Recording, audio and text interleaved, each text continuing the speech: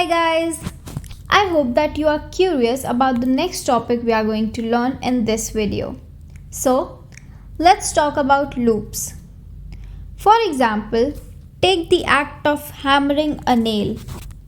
Even though you may not realize it, you are constantly asking yourself, is the nail all the way in?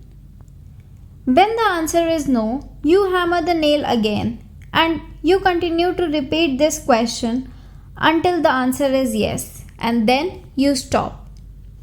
Loops ask same question over and over and over again until a certain condition is met.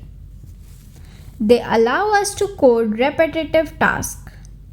Instead of writing same instructions over and over again, you can just use a loop.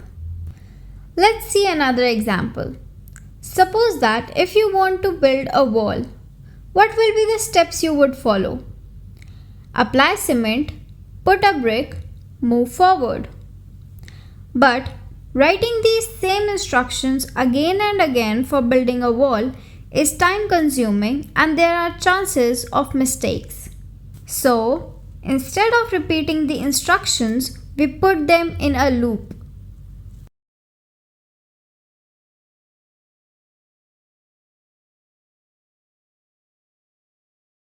So, now that you have understood about loops, we will talk about types of loops in the next video.